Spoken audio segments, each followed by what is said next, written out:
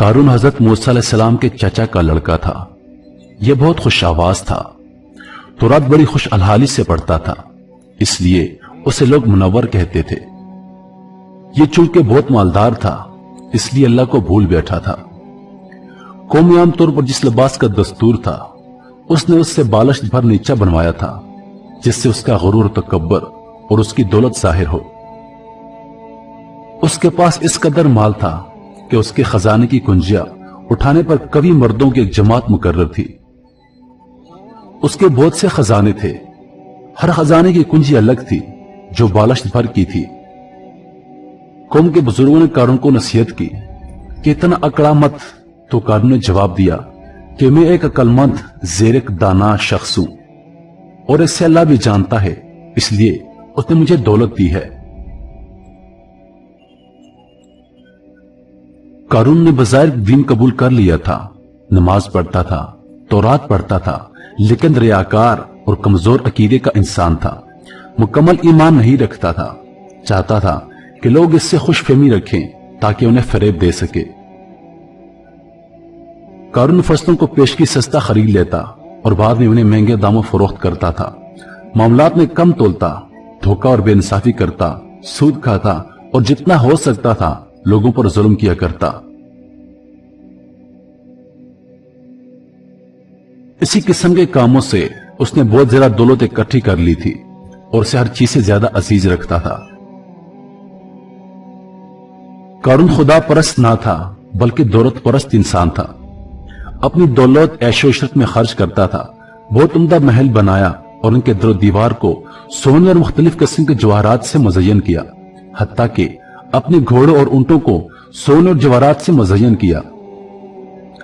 قارون کے پاس سینکڑوں غلام اور کنیزیں تھیں اور ان کے ساتھ برا سلوک کرتا، انہیں مجبور کرتا کہ اس کے سامنے زمین پر گر پڑیں اور اس کے پاؤں کو بوسہ دیں اور اس کو سجدہ کریں۔ بعض عقلمند مومند اسے نصیحت کرتے اور کہتے کہ اے قارون، یہ تمام باغ اور ثروت کس لیے، یہ سب دولت اور مال کس لیے ذخیرہ کر رکھا ہے؟ کیوں لوگوں پر اتنے ظلم اٹھائے ہوئے ہو؟ خدا کو کیا جواب دو گے؟ لوگوں کا حق کیوں پامال کرتا ہے؟ غریبوں اور نادانوں کی کیوں مدد نہیں کرتا؟ نیک کاموں میں کیوں قدم نہیں بڑھاتا؟ قارون غرور تکبر میں جواب دیتا کہ کسی کو ان باتوں کا حق نہیں پہنچتا، میں اپنی دولت خرچ کرتا ہوں۔ مومن اسے واز کرتے اور کہتے کہ اتنی بڑی دولت حلال سے اکٹھی نہیں ہوتی، اگر تو نے نہ انصافی نہ کی ہوتی اور سود نہ کھایا ہوتا تو اتنا بڑا سرمایہ نہ رکھتا، بلکہ تو بھی دوسروں کی طرح ہوتا اور ان سے کوئی خاص فرق نہ رکھتا۔ قارون جواب میں کہتا، نہیں، میں دوسروں کی طرح نہیں، میں چالاک اور محنتی ہوں، میں نے کام کیا ہے اور دولت مند ہوا ہوں۔ دوسرے بھی جائیں کام کریں، زحمت اٹھائیں تاکہ وہ بھی دولت مند ہو جائیں، میں کس لیے غریبوں کی مدد کروں؟ لیکن مومن اس کی رہنمائی کے لیے پھر بھی کہتے کہ تم لوگوں کے حق ادا نہیں کرتے جب اتنے دولت مند ہوئے ہو، اگر تم مزدوروں کا حق ادا کرتے تو اتنے ثروت مند نہ ہوتے اور وہ اتنے فقیر اور خالی ہاتھ نہ ہوتے۔ اب یہ اگر چاہتے ہو کہ سعادت مند اور عاقبت بخیر ہو جاؤ تو اپنی دولت کو مخلوق خدا کی آسائش اور ترقی میں خرچ کرو۔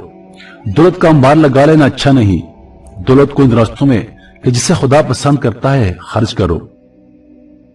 لیکن قارون مومنین کا مذاق اڑاتا اور ان کی باتوں پر ہنستا اور غرور سے انہیں کہتا کہ بے فائدہ مجھے نصیحت نہ کرو، میں تم سے بہتر ہوں اور اللہ پاک پر زیادہ ایمان رکھتا ہوں، جاؤ اپنا کام کرو اور اپنی فکر کرو۔ قارون ایک دن نہایت قیمتی پوشاک پہن کر برقعمدہ سواری پر سوار ہو کر اپنے غلاموں کو آگے پیچھے بیش بہا پوشاکیں پہنائے ہوئے لے کر بڑے ٹھاٹ سے اترتا ہوا نکلا۔ اس کا یہ ٹھاٹ، یہ زینت اور تجمل دیکھ کر دنیا داروں کے منہ میں پانی بھر آیا اور کہنے لگے، کاش ہمارے پاس بھی اتنا مال ہوتا، یہ تو بڑا خوش نصیب ہے اور بڑی قسمت والا ہے۔ قارون اسی ناز و اداس سے نکلا، وہ سفید قیمتی خچر پر بیش بہا پوشاک پہنے تھا۔ تب ادھر حضرت موسیٰ علیہ السلام خطبہ پڑھ رہے تھے، بنی اسرائیل کا مجمع لگا ہوا تھا، سب کی نگاہیں اس کی دھوم دھام پر لگ گئی۔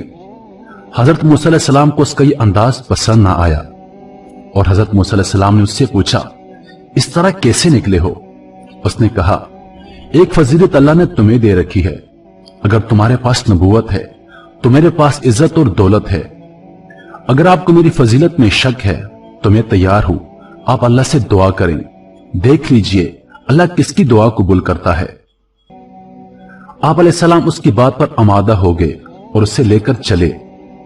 हजरत मूसा अलैहिस्सलाम ने उससे फरमाया, पहले तू दुआ करता है या मैं करूं? कारून ने कहा, पहले मैं दुआ करूंगा।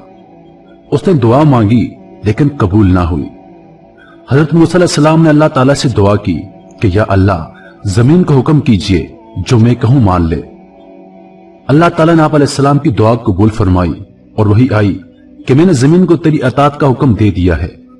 हजरत मूसा अलैहिस्सलाम ने सुनकर जमीन से कहा, ए जमीन, इसे और इसके तमाम साथियों को पकड़ ले।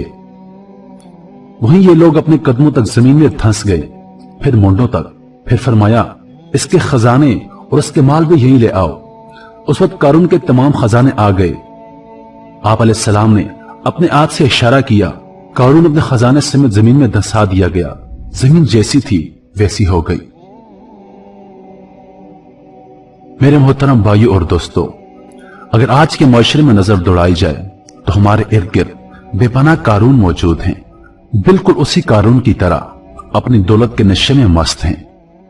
गरूर और तकब्बुर का यह हाल है कि गरीब को हाथ मिलाना तक पसंद नहीं करते। बड़ी बड़ी गाड़ियों में कीमती लिबास पहनकर बड़े गरूर और तकब्बुर से फिरते हैं। क्या आपने सोचा है उनकी ये दौलत कहां से आई है? बिल्कुल उसी कारून की तरह उन्होंने भी गरीबों का खून चूसा है, गरीबों का हक मारा है, हमारा और आपका खून चूसा है। इस मुल्क की गरीब अवाम को लूटा है। हमसे ही पैसा छीनकर हमारे ऊपर हुक्मरानी करते हैं, हम पे जुल्म सितम करते हैं। लेकिन मेरे दोस्तों, मेरे अल्लाह पाक की लाठी बेआवाज है। एक दिन इन जालिमों की पकड़ जरूर होगी, और जिस दिन अल्लाह पाक ने इनकी पकड़ कर ली, उनका नाम सफ़े हस्ती से मिट जाएगा, क्योंकि तारीख गवाह है। हर उरूज के लिए जवाल और हर फिरौन के लिए मूसा है।